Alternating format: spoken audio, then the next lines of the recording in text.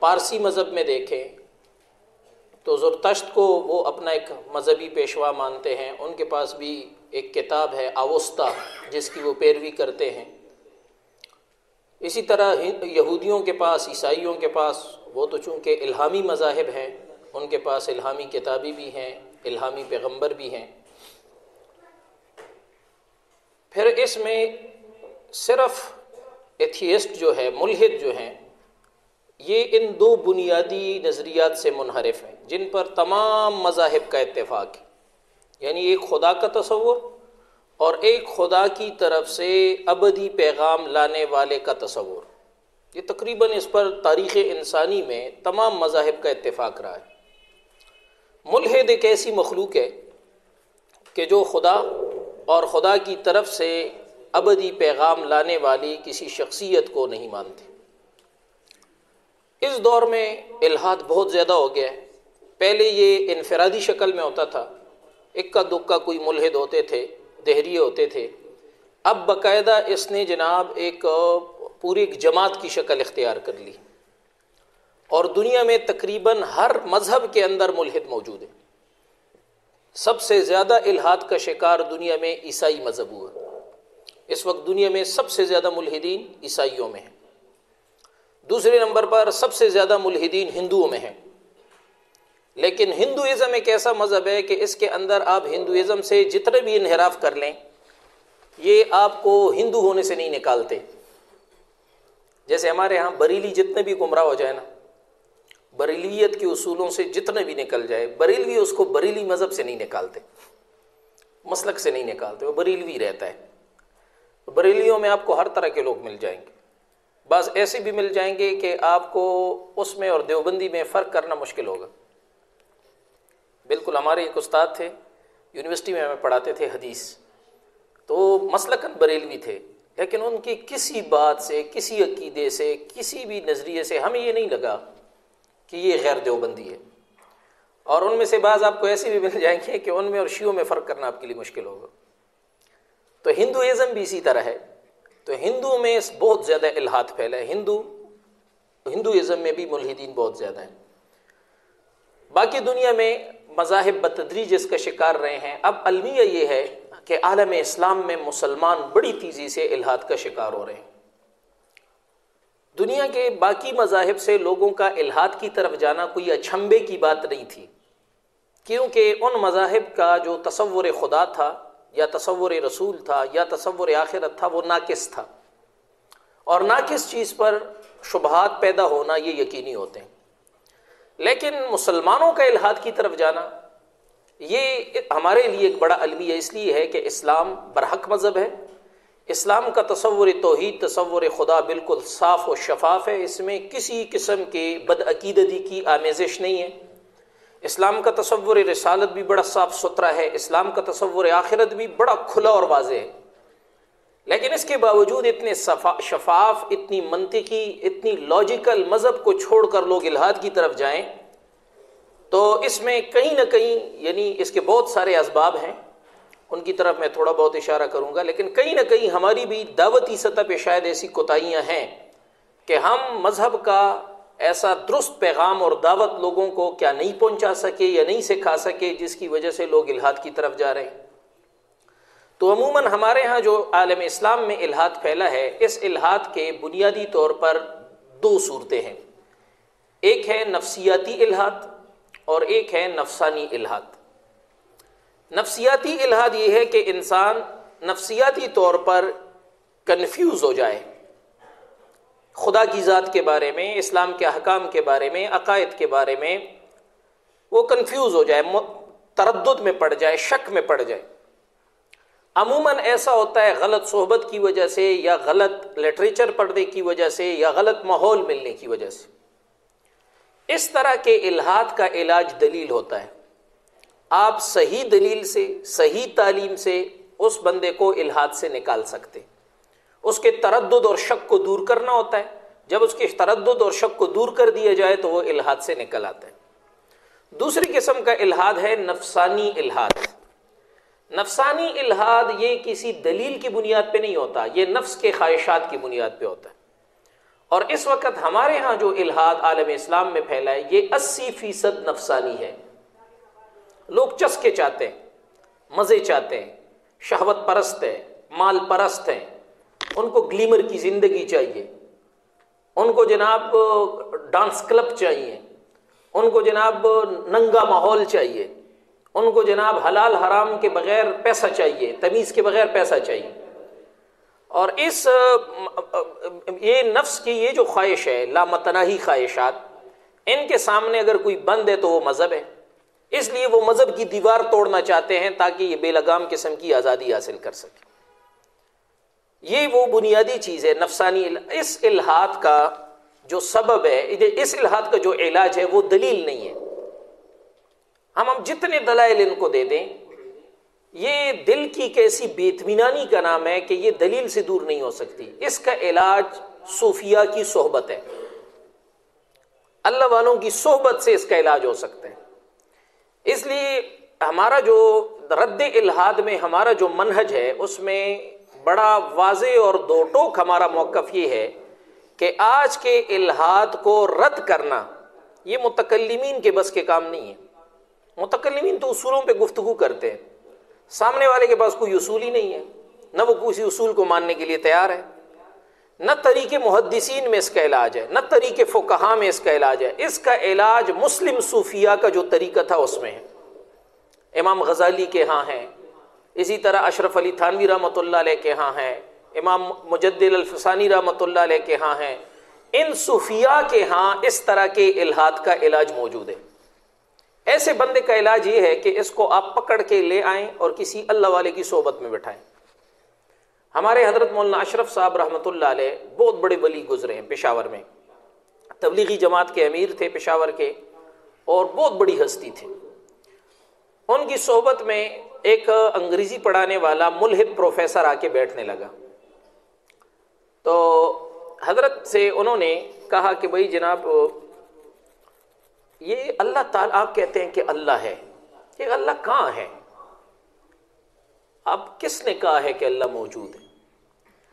حضرت رحمہ اللہ نے تھوڑی دیر اس کے سوال کو نظر انداز کر کے اس کو باتوں میں لگائے رکھا. ارے بھائی چھوڑیں یہ دیگر باتیں کی. جب یہ اندازہ ہوا کہ یہ سوال سے اس کا ذہن دوسری طرف منتقل ہو گیا تو تھوڑی دیر بعد حضرت نے ان سے فرمایا کہ بھائی آپ کی والدین زندہ ہیں؟ انہوں نے کہا جی والدہ زندہ ہے, والد صاحب فوت ہو گئے. تو پھر حضرت نے ان سے کہا کہ آپ کی والدہ کبھی جھوٹ بولتی ہے یا ہمیشہ سچ بولتی ہے؟ انہوں نے کہا جی انسان ہے, سچی بولتی ہے, لیکن امکان ہے کہ جھوٹ بھی بول سکے. انسان ہے, وہ جھوٹ بولنے کا امکان تو رہتا ہے, تو بولتی تو سچ ہے لیکن امکان ہے کہ وہ جھوٹ بھی بولے. تو حضرت نے ان سے پوچھا کہ آپ کو کس نے کہا ہے کہ آپ اپنے والد کے بیٹے ہیں اور اسی کے نطفے سے پیدا ہوئے ہیں؟ نے کہا میری ماں نے, کیونکہ آپ کے اپنے باپ سے ہونے پر ایک ہی گواہ ہے اور وہ آپ کی ماں ہے. ماں کے علاوہ کسی کو پتہ نہیں ہے کہ آپ کس کے نطفے سے پیدا ہوئے ہیں. آپ اپنے باپ کے بیٹے ہیں, اس میں آپ اپنی ماں کی بیان پر یقین رکھتے ہیں. تو اب وہ ماں جو اس کے بارے میں آپ خود کہتے ہیں کہ اس کے بارے میں امکان یہ ہے کہ وہ جھوٹ بھی بولتی ہوگی, اس ماں کے کہنے سے, ایک ماں کے کہنے سے آپ ہمیشہ ایک شخص کو اپنا باپ کہتے ہیں کہ میرا باپ ہے. کیوں کہ میری ماں نے مجھے کہا ہے کہ آپ اسی کے نطفے سے پیدا ہوئے ہیں. تو جب آپ ایک ایسی خاتون جس کے بارے میں آپ کو دونوں امکانات ہے کہ سچ بھی بولتی ہو جھوٹ بھی بولتی ہو, اس کے کہنے پہ ہمیشہ ایک شخص کو یقینی طور پر اپنا باپ ماننے کے لیے تیار ہوتے ہیں. اور اگر آپ خدا نخواستہ کوئی آپ کو اس باپ کے علاوہ دوسرے کی طرف منسوب کرے تو آپ اسے گالی سمجھتے ہیں, مرنے مارنے پہ اتر آتے ہیں. تو ہم ایک نبی کے کہنے پر, ایک ایسی شخصیت کے کہنے پر خدا کو کیوں نہ مانے جس کے دشمن بھی کہتے تھے کہ یہ صادق و امین ہے, جس کے دشمن بھی کہتے تھے کہ یہ کبھی جھوٹ نہیں بولتا. آپ تو خود اپنی ماں کے بارے میں کہتے ہیں کہ وہ جھوٹ بھی بول سکتی ہے, اور میرے نبی کے بارے میں اس کے دشمن بھی یہ امکان تسلیم نہیں کرتے تھے کہ یہ شخص جھوٹ بولے گا.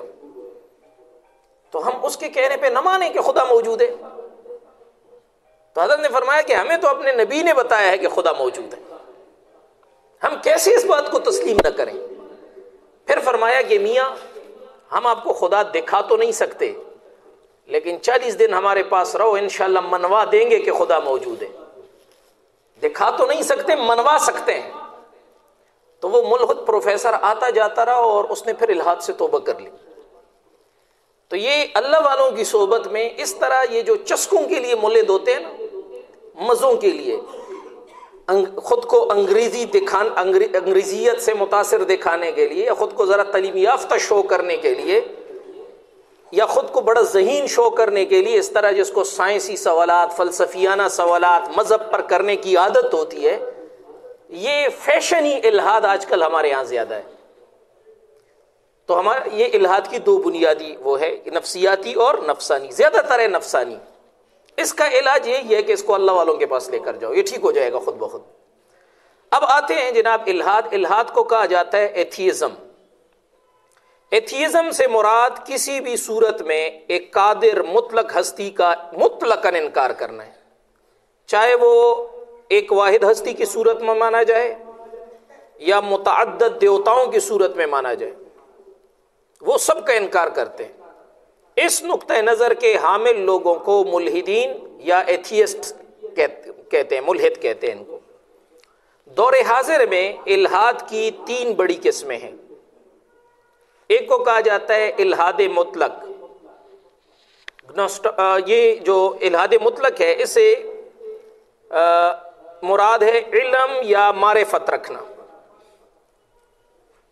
ہم اس کو گنوسٹکزم کہتے ہیں، گنوسٹکزم کا مطلب ہے معرفت یا علم۔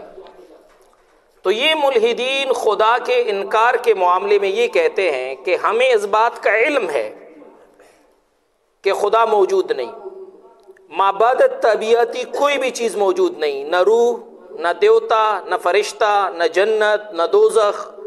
تو مذہب سے متعلق جتنے معبودت طبیعتی امور ہے، میٹا فزیکل، یہ سب امور کا انکار کرتے ہیں الحاد مطلق والے۔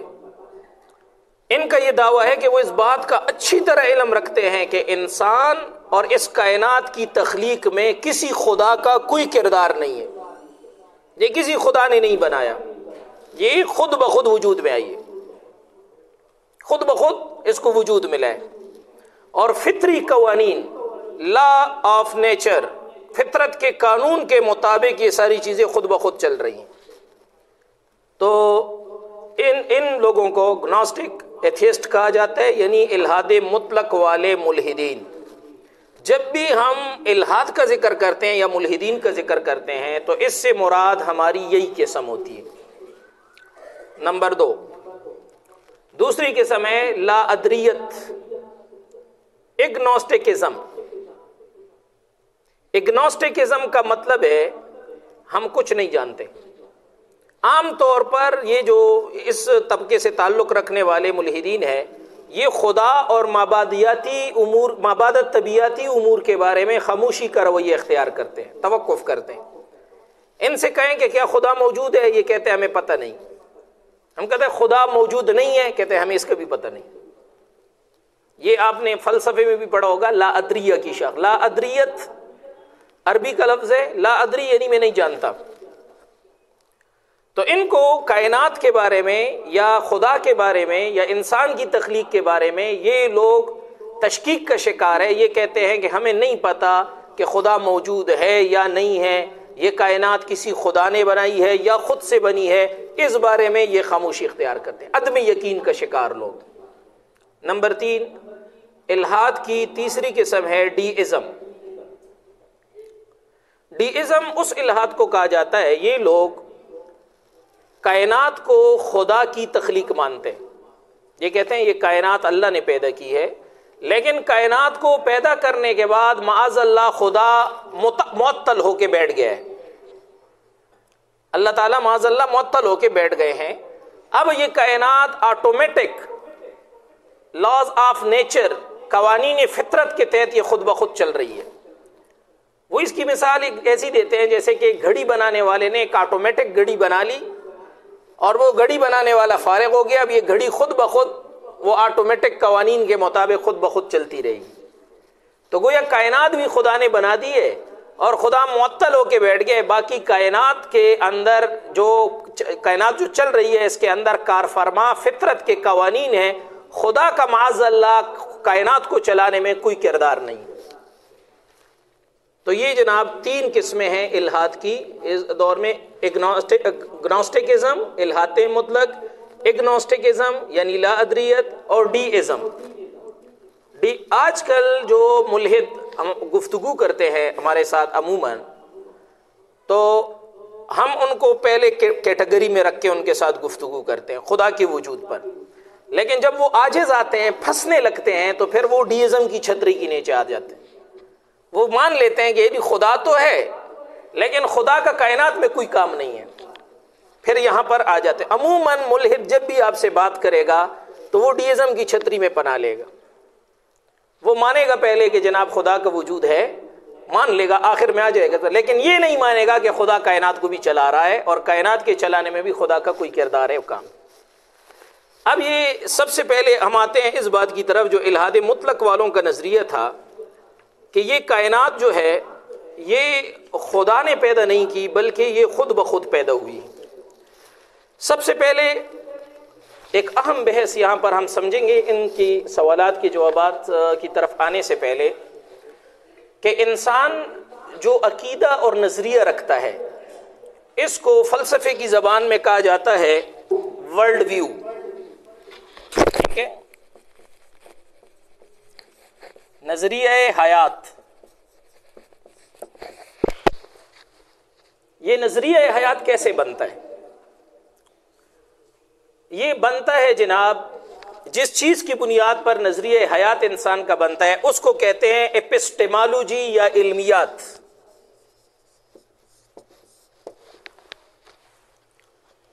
ایپسٹیمالوجی یا علمیات۔ ملحد کی علمیات کیا ہے، ہماری علمیات کیا ہے؟ اب ہمارے سامنے ایک سوال ہے کہ کائنات وجود میں کیسے آئی، یہ ایک سوال ہے۔ ہر سوال کے بارے میں آپ کو ایک جواب چاہیے، وہ جواب آپ کا ورلڈ ویو اور نظریہ حیات ہوتا ہے۔ اس جواب کو جن سورسز کے اندر آپ ڈھونڈتے ہیں ان سورسز کو علمیات کہا جاتا ہے، وہ سورسز علمیات اور ایپسٹیمالوجی کہلاتی۔ ایک مسلمان کے لیے اس طرح اپنا ورلڈ ویو بنانے کے لیے جو علمیات ہمیں ہمارے دین نے دی ہے وہ 4 چیزیں ہیں۔ نمبر 1 وحی، نمبر 2 حدیث، نمبر 3 اجماع، اور نمبر 4 قیاس و اجتہاد۔ اس کو ہم تعقل بھی کہتے ہیں کیونکہ قیاس اور اجتہاد یہ ایک عقلی سرگرمی ہے۔ مسلمان کے پاس یہ 4 علمیات، یہ مسلمان کی ایپسٹیمالوجی، یہ 4 چیزیں ہیں۔ ہمیں جب بھی کوئی سوال درپیش ہوگا ہم ان 4 چیزوں سے اس سوال کو حل کریں گے۔ سب سے پہلے ہمارے پاس کیا ہوگی؟ وحی۔ وحی کے بعد ہمارے پاس کیا ہے جناب؟ حدیث۔ حدیث کے بعد ہمارے پاس کیا ہے؟ اجماع۔ اجماع کے بعد کیا ہے؟ قیاس و اجتہاد۔ اس سے کام لینے کے لیے جو آلات علم ہے ہمارے پاس وہ ہے جناب حواس خمسہ اور عقل۔ یہ ٹول ہے، آلات ہے، یہ سورس نہیں ہے، ذرائع نہیں ہے، ذرائع یہ ہے 4۔ ملحد کے پاس اس کی علمیات کیا ہے؟ جب اسے کوئی سوال پیش آتا ہے کائنات کے بارے میں، خدا کے وجود کے بارے میں، کسی بارے میں بھی، تو اس کی علمیات کیا ہے، وہ کہاں سے اس کو حل کرے گا؟ اس کے بعد سب سے پہلی چیز ہے حواس، مشاہدہ۔ پہلی چیز اس کے پاس کیا ہے؟ مشاہدہ ہے۔ نمبر 2 دوسری چیز اس کے پاس ہے تجربہ۔